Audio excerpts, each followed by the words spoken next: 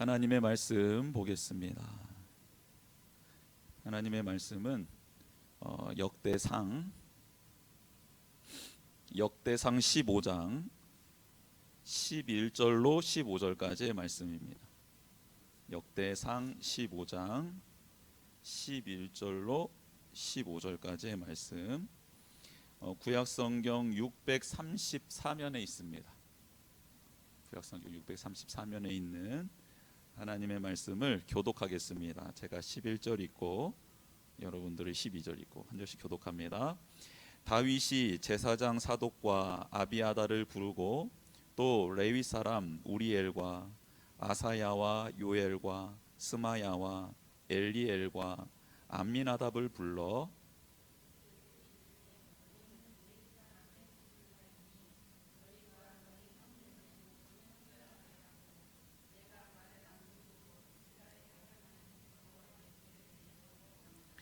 전에는 너희가 매지 아니하였으므로 우리 하나님 여호와께서 우리를 찢으셨으니 이는 우리가 규례대로 그에게 구하지 아니하였음이니라 하니,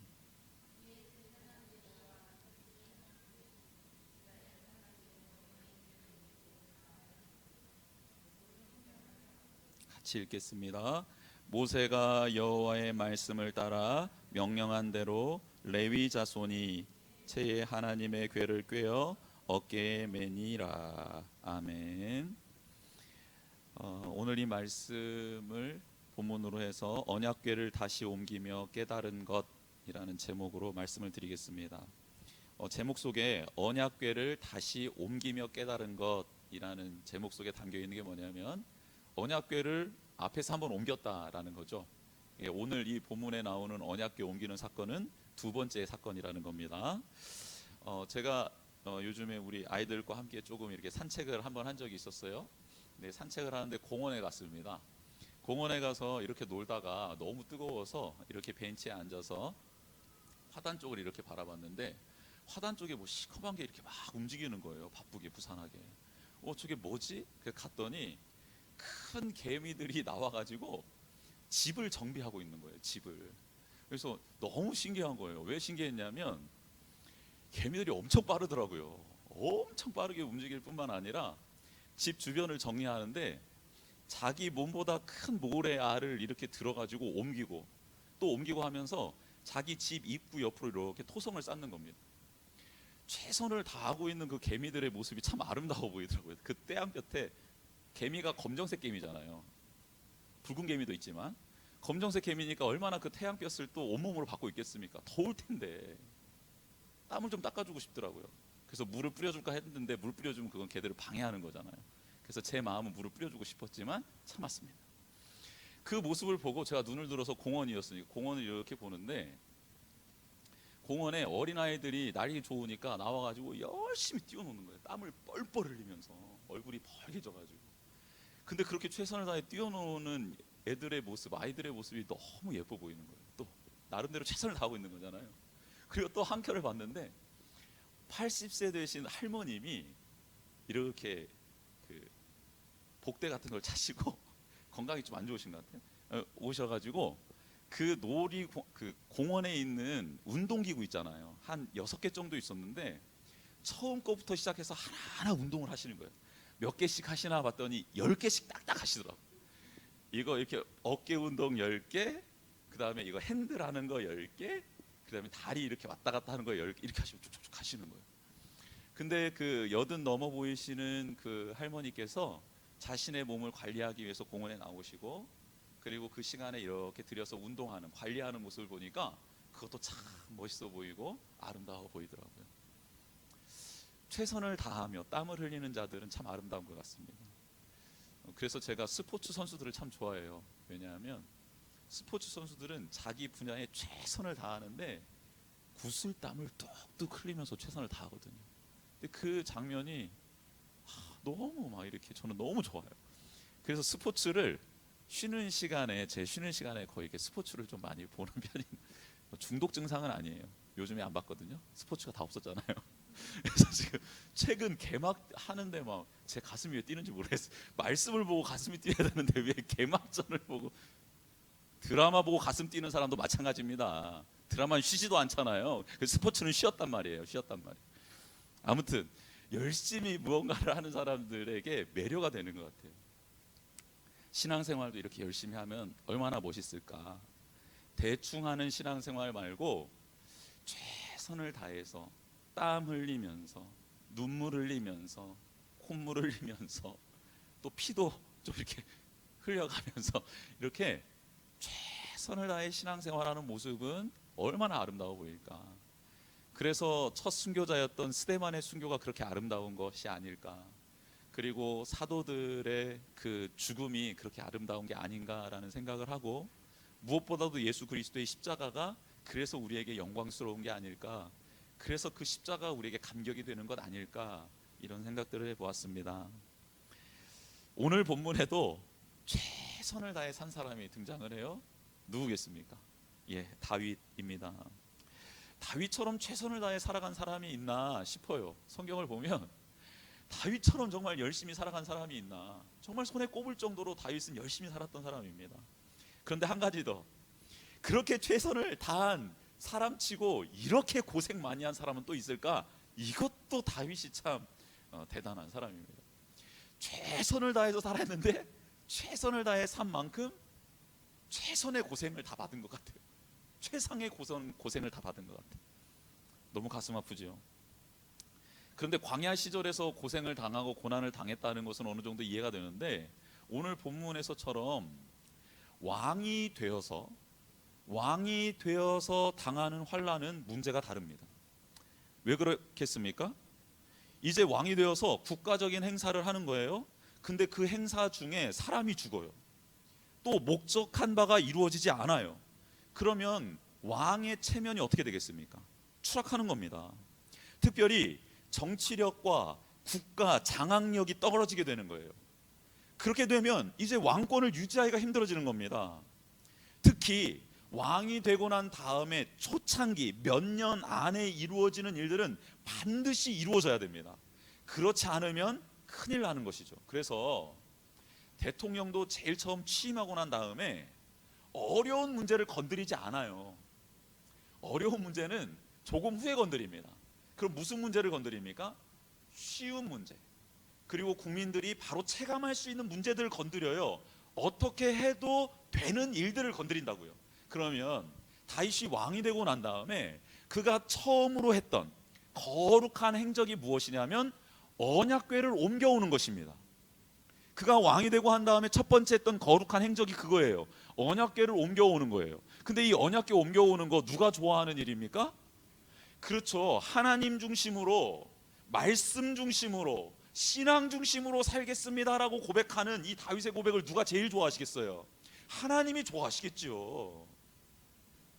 그래서 다윗은 무조건 되는 일, 즉 언약궤를 옮겨오는 일을 자신의 왕이 되고 난 다음에 하나님 앞에 거룩한 사업, 첫 번째 사업으로 진행을 합니다. 그런데 그 첫 번째 언약궤를 옮기는 장면이 역대상 13장에 나오잖아요. 근데 그 13장에서 언약궤가 옮겨집니까? 실패합니까? 실패하죠. 보기 좋게 실패합니다. 그 첫 번째 언약궤 옮기는 일에 우사가 죽어요. 우사가 그 소가 이렇게 수레를 끌고 이제 가게끔 했는데, 언약궤를 싣고 가게 했는데 소가 이렇게 날뛰니까 수레가 이렇게 움직이다 보니까 언약궤가 떨어지려고 하는 거예요. 그때 여러분 우사가 나쁜 사람이 아닙니다. 아비나답의 집에 언약궤가 모여져 있을 때 두 아들 중에 한 아들이에요.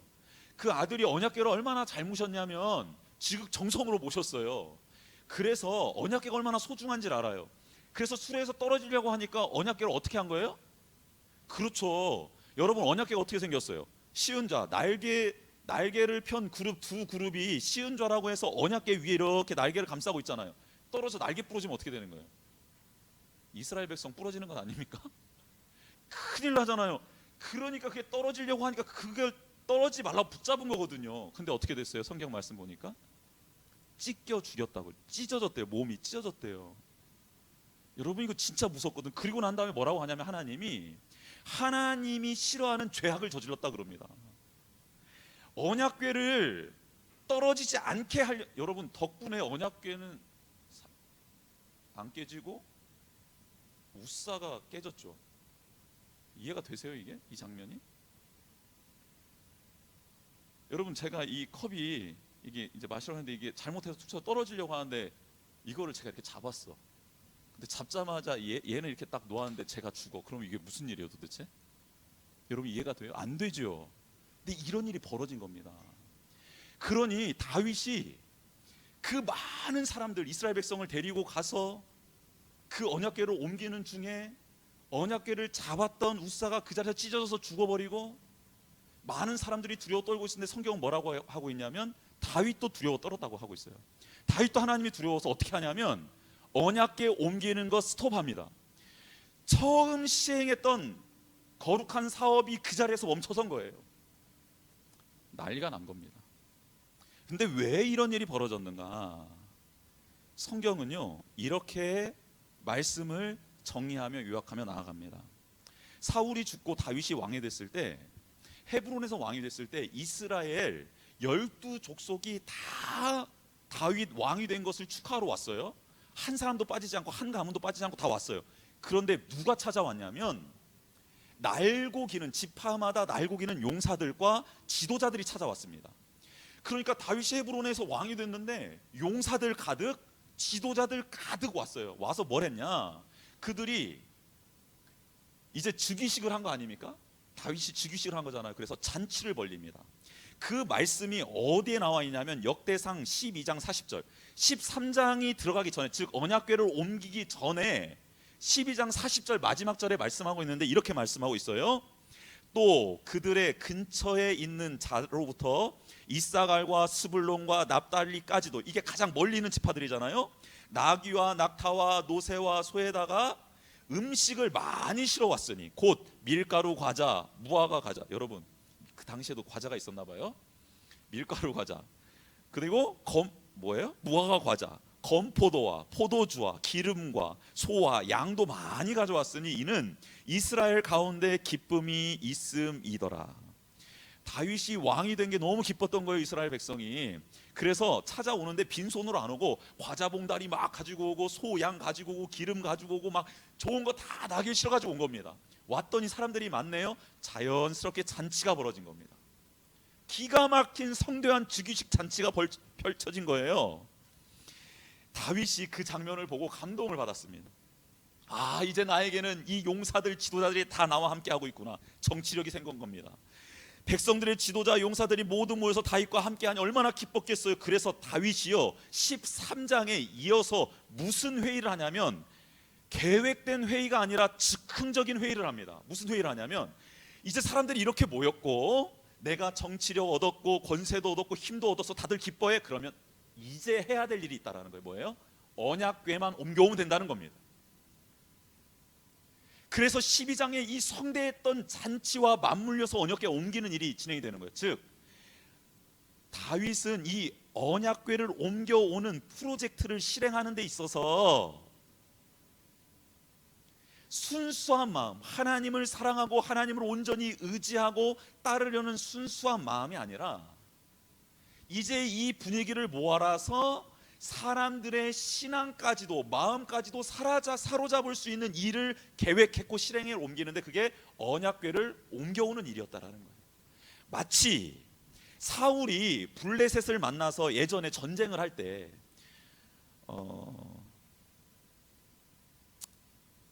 아비나답의 집에 머무르게 된, 언약궤가 머무르게 된 이유가 그거잖아요.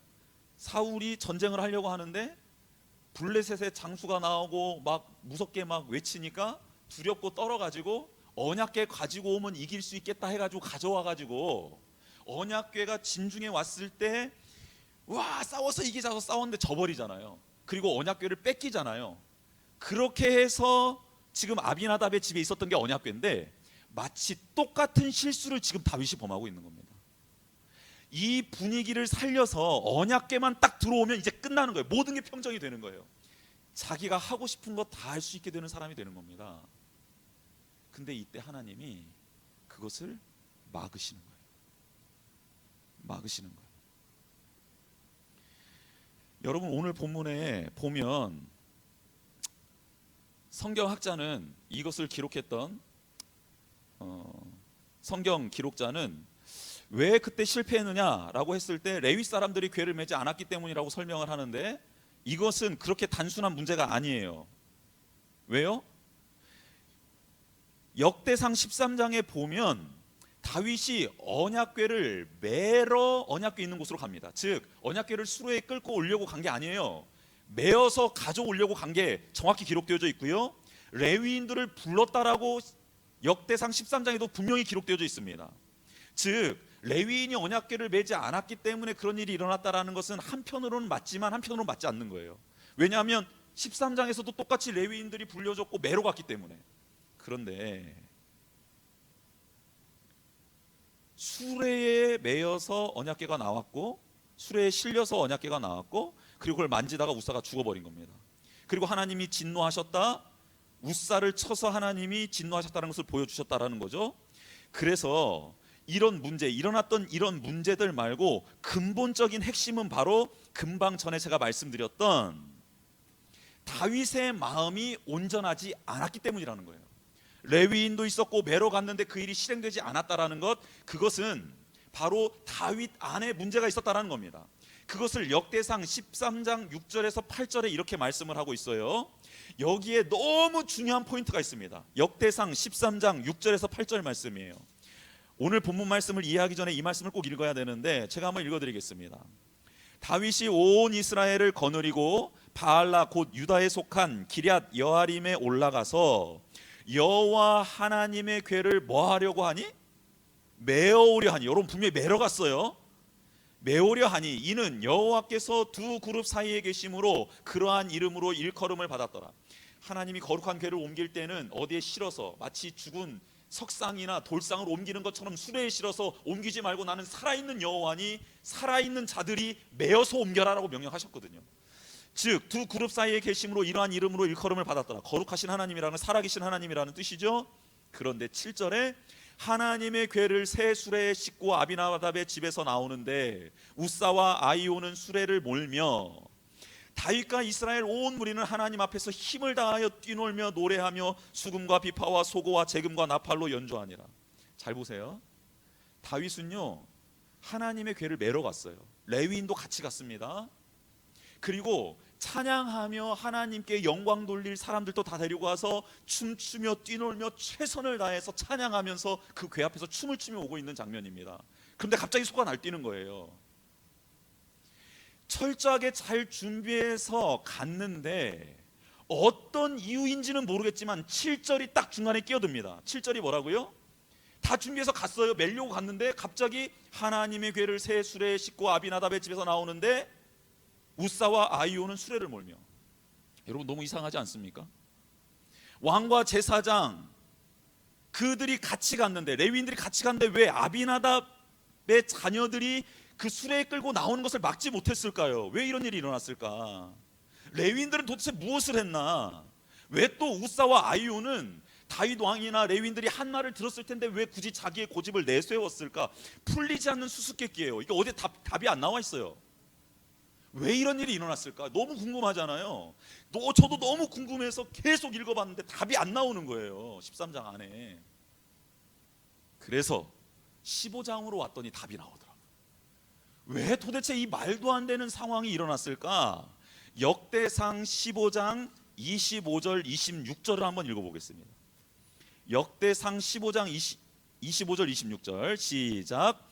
이에 다윗과 이스라엘 장로들과 천부장들이 가서 여호와의 언약궤를 즐거이 메고 오베데돔의 집에서 올라왔는데 하나님이 여호와의 언약궤를 맨 레위 사람을 도우셨으므로 무리가 수송아지 7마리와 순양 7마리로 제사를 드렸더라. 아멘.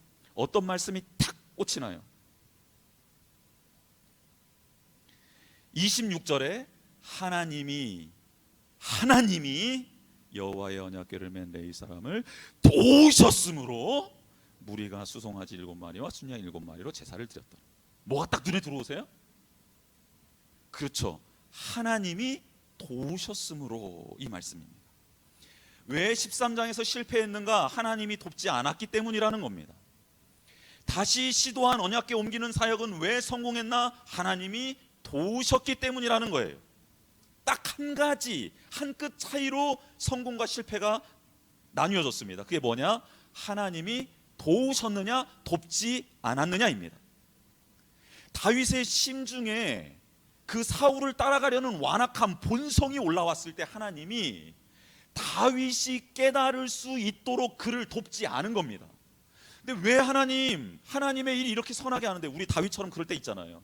하나님, 이거 분명히 하나님이 기뻐하시는 일이어서 제가 이렇게 했는데 왜 하나님 이 일로 말미암아 사람이 죽지요? 왜 이 일이 중간에 멈춰져야 하지요? 우리 고민될 때가 있습니까? 없습니까? 있어요. 여러분, 말씀을 많이 보면 볼수록 가정이 화목해져야 되는데, 여러분 그런 경험 있지 않으세요? 말씀을 막 읽기 시작하고 은혜가 막 충만해지는데 갑자기 아내가, 남편이 막 나를 건드려, 애들이 갑자기 나를 건드려, 혹은 뭐 직장에 무슨 일이 생겨요. 관계가 막 틀어져요. 어떤 예기치 못한 일들이 막 발생해요. 그런 적 있으세요? 없으세요? 기도하려고 일어나서 기도의 자리로 오는데 교통사고가, 접촉사고가 막 일어나요. 이런 일 있으셨어요? 없으셨어요? 저 있었어요. 저는요, 우리 신혼여행 갔다가, 우리 아내랑 신혼여행 갔다가요, 신혼여행 갔다 오면, 아직 결혼하신 분 아시잖아요. 신혼여행 갔다 오면 피곤해요, 안 피곤해요? 피곤해요. 신혼여행 갔다 오면 많이 피곤하잖아요. 그런데 그날 도착한 날 기도회, 금요일 기도회 가고 싶어가지고 아내, 그 사랑스러운 아내를 집에다 이렇게 모셔놓고 제가요, 차를 몰고 가다가요, 잠깐 헛눈을 판 거 아닙니까? 그 제가 사고를 냈어요. 그래서요, 신혼여행 갔다 온 날, 그리고 기도회 간 날 저 사고 났잖아요. 마음이요, 너무 무너져 내린 거예요. 하나님 계십니까? 저는 우리 가정이 이제 세워져 있는, 그것도 일찍 스케줄을 조정해서 금요일에 와서 기도에 참여하려고, 하나님 이렇게 제가 가고 있는데 어떻게 제게 이런 일이 있을 수 있어요? 하나님이, 나 그렇게 한 적 없는데 네가 졸았는데 그렇게 말씀하시긴 하셨지만 그래도 서운하더라고요. 그래서 제가 어떻게 했냐, 레카차를 타고 레카차한테 교회까지 인도해달라. 그래서 레카차 타고 제가 교회에 왔습니다. 그래서 기도의 자리에 앉았는데 기도가 될까요, 안 될까요? 되긴 뭐가 됩니까? 왜 그런 사고가 났지? 어떻게 해야 되지? 처리를 어떻게 해야 되지? 그럼 나는 어떻게 돼야지? 또 사고 난 그분은 어떻게 치료해? 별의별 생각들이 막. 그날 기도에 망쳤죠. 망쳤어요. 왜 하나님 아버지 앞에 선하게 행동하려고 하고 선하게 가려고 하는데 왜 이런 일이 일어났는가? 왜 일어나니? 다윗도 똑같다라는 거예요. 다윗도 하나님 중심으로 나라를 다스리려는 마음, 그 본뜻이 있었어요. 그래서 언약궤로 옮기고 싶었는데, 하나님은 사람의 외모를 보시지 않아요. 중심을 보시는 분이잖아요. 다윗의 중심에 사울 왕과 같은 완악함이 들어갔다는 것을 안 겁니다, 하나님이. 그래서 하나님이 개입을 하신 거예요. 어떤 개입이요? 철저하게 준비했어요, 다윗이. 그리고 철저하게 찬양도 했어요. 15장에도 똑같이 반복되거든요. 철저하게 준비했어요. 철저하게 찬양도 준비했어요. 그런데 그 중간에 하나님이 이상하게끔 개입을 하십니다. 뭐예요? 다 매려고 갔는데 술에다 싣고 나오게 만드는, 그 어간의 행간에 아무런 설명이 나타나지 않아요. 즉 이것은 무슨 말이냐면 그 모든 사람이 제정신이 아니었다라는 것 아닙니까? 매로 간 사람들이 왕, 제사장, 레위인들인데 매로 갔는데 갑자기 술에 싣고 가겠다 하니까 그래 가자, 이렇게 된 것 아닙니까? 이거는 말로 설명할 수 없는 거예요. 하나님이 막으신 거예요. 하나님이 돕지 않으신 겁니다. 왜요? 왜 내가 하나님 앞에 선한 일을 하려고 하는데 왜 그걸 막으세요? 왜 난 하나님 앞에 거룩하게 살려고 하는데 왜 힘든 일이 생겨요? 네, 그거 그렇게 진행됐다가는 제가 망하고 저뿐만 아니라 저와 함께하는 사람들이 힘들어지기 때문에 하나님이 브레이크를 걸어주시는 겁니다. 다윗은 두려웠어요. 그래서 언약궤 옮기는 일을 포기해버립니다. 우리도 그런 일이 있을 때 포기해버리지 않습니까? 이거 뭐야? 하나님이 싫어하는 거 아니야? 하나님 심판하신 거 아니야? 그러면서 우리도 그 일을 멈춰버리죠. 다윗도 똑같았어요. 잔치집이 순식간에 초상집으로 변해버립니다. 다윗과 함께했던 수많은 용사들과 지도자들이요, 제각기 각자의 집으로 뿔뿔이 흩어집니다.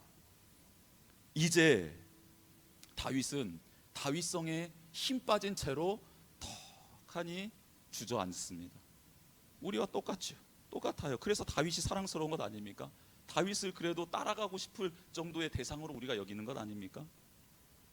힘 빠진 채로 앉아 있어요. 그런데요, 그 힘 빠져 있는 다윗에게 하나님이 은혜를 세 가지를 주십니다. 무슨 세 가지를 주시냐면 갑자기 주변에 있는 두로 왕 히람이 찾아와요. 히람이 찾아와가지고 뭘 하냐면 갑자기 이렇게 지쳐있는 다윗한테 야, 내가 건축 재료 다 대주고 석궁과 또 목공 이런 거 다 대줄 테니까 성 하나 짓게만 해줘라. 무슨 성인데 나 너를 위해 성 하나 지어주고 싶어. 갑자기 지쳐있는 다윗에게 하나님이 히람을 보내서 성을 지어주게 해요.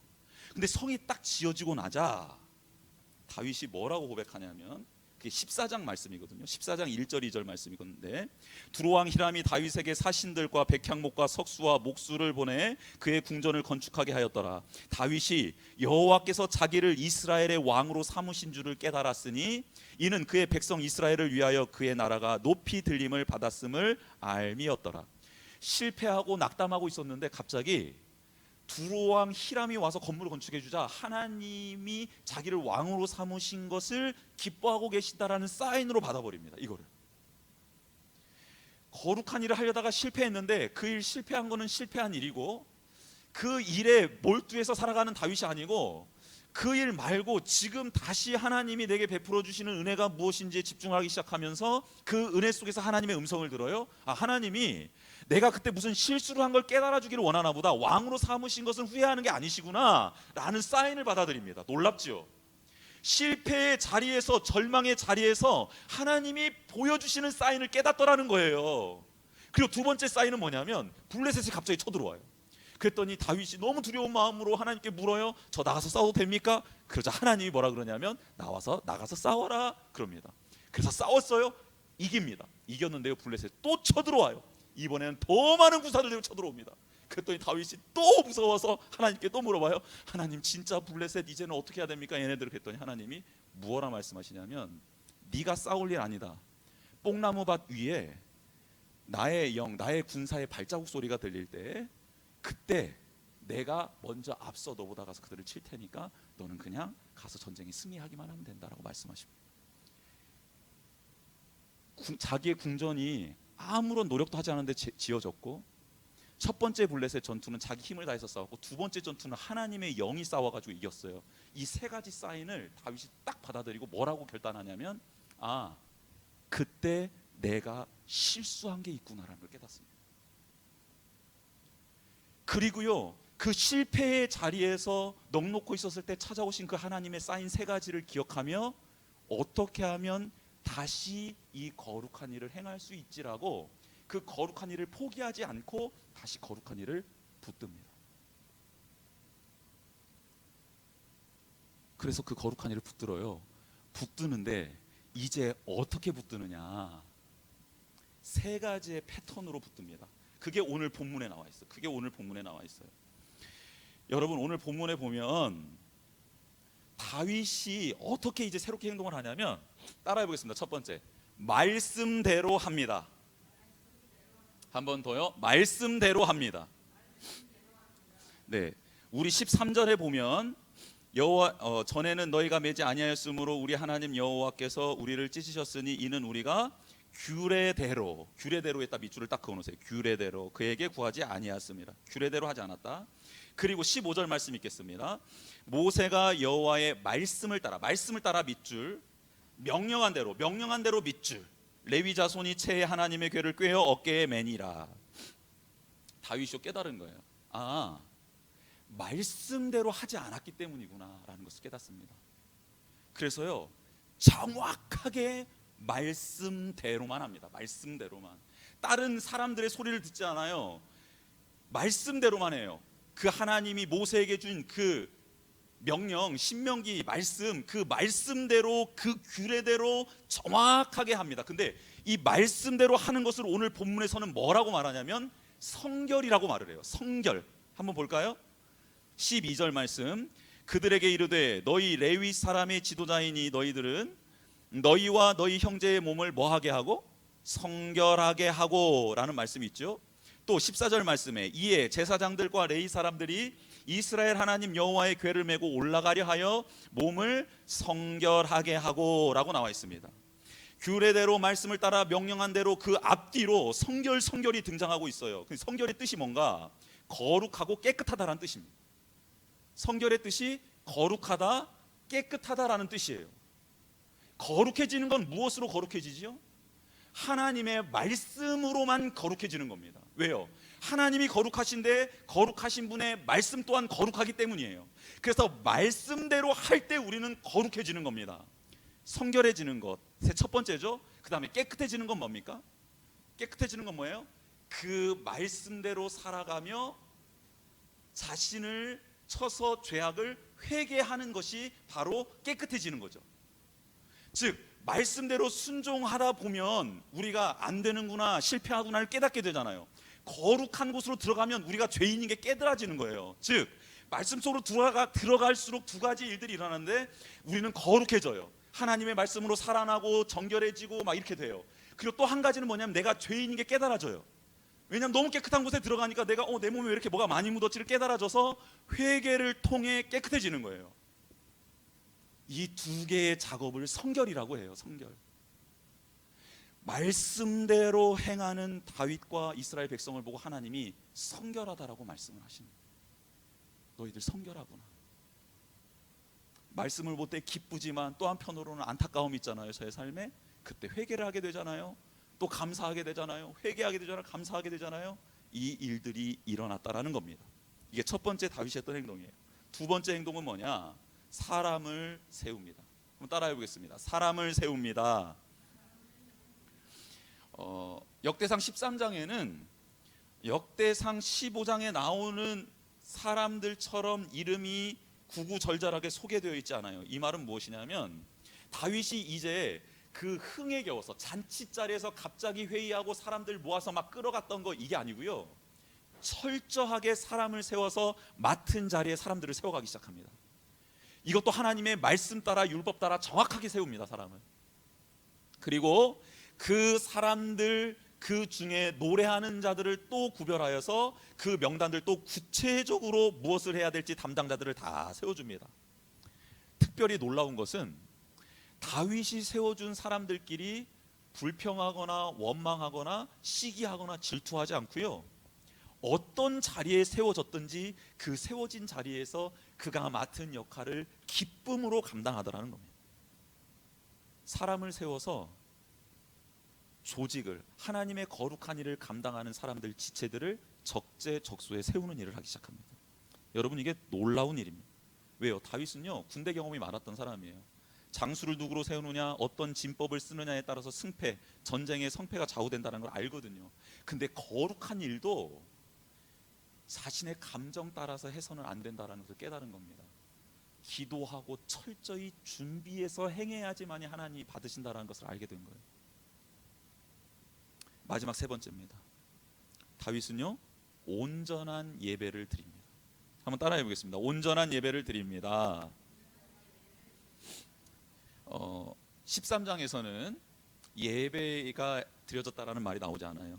그런데 15장에서는 예배가 회복됩니다. 15장 우리 오늘 15장 25절 26절 말씀에 아까 여호와의 언약궤를 즐거이 메고 오베데돔의 집에서 올라왔는데 언약궤를 메고 이렇게 나가기 전에 나가는데 무슨 일을 했어요? 하나님이 여호와의 언약궤를 맨 레위 사람들을 도우셨으므로 무리가 수송아지 7마리와 순양 7마리로 제사를 드렸더라.